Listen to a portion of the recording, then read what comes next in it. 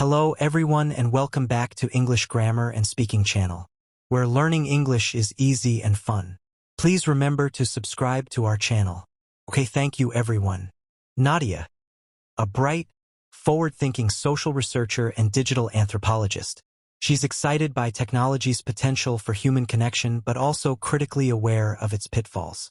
James, a seasoned journalist and cultural critic, perhaps a bit of a traditionalist at heart, who values authentic human experience and is skeptical of technology's true benefits for society. Setting: a quiet cafe, late afternoon. There are half-empty coffee cups and a couple of notebooks on the table between them. Nadia, sipping her latte, then leaning forward slightly, a thoughtful expression on her face. You know, James, sometimes I look around at how we interact now, and I can't help but feel a profound sense of irony. We have these incredibly powerful tools, smartphones, social media, instant messaging, all designed, ostensibly, to connect us. Yet, at times, it feels like we're more disconnected than ever before. James nods slowly, stirring his tea. Precisely, Nadia. You've hit the nail on the head. There's a paradox, isn't it?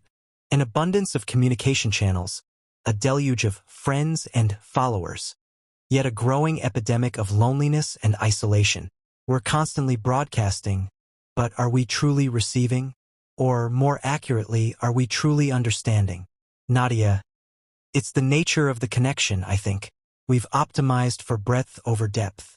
It's easy to like a post or send a quick emoji, but that doesn't necessarily translate into genuine empathy or support. It's like building a city of glass skyscrapers, visually stunning, seemingly connected, but often cold and isolating within. James, a beautiful analogy. And consider the performance aspect. Social media often becomes a curated highlights reel, doesn't it? Everyone's presenting their best life, their perfect vacation, their woke opinions. It fosters comparison, envy, and a feeling of inadequacy in those who can't keep up, or whose lives simply aren't as Instagrammable. It's exhausting both, to perform and to watch. Nadia, exactly. The pressure to maintain an online persona is immense. It blurs the lines between our public and private selves. And then there's the constant validation seeking, the dopamine hit from every notification. It's almost Pavlovian. Are we building communities? Or are we conditioning ourselves for digital applause? James, and what happens when that applause stops? Or when the algorithm decides your content isn't engaging enough? We've outsourced our sense of self-worth to these invisible digital gatekeepers.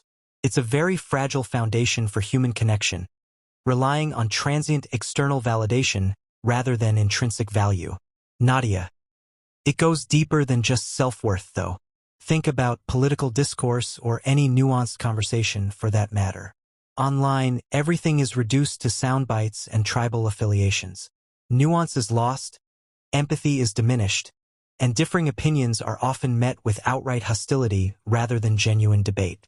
It fragments society rather than unites it. James, that's a critical point. The algorithms, in their quest to keep us engaged, often feed us more of what we already believe, creating echo chambers. We lose the ability to encounter genuinely different perspectives, to engage in constructive disagreement. And without that, how can a healthy society function?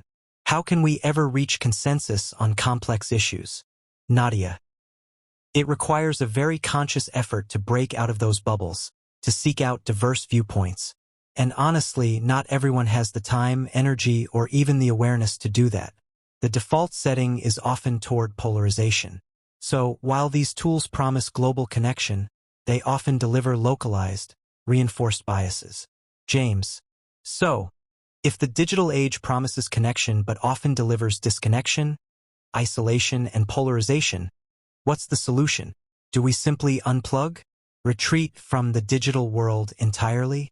Or is there a way to reclaim the promise, to use these tools more intentionally for genuine human flourishing? Nadia, that's the million-dollar question, isn't it? I don't think a complete retreat is realistic for most. The digital world is too interwoven with our lives now. But I do think it requires a fundamental shift in mindset, both individually and collectively. It's about being more deliberate about how we use these tools and understanding the subtle ways they reshape our psychology and our relationship.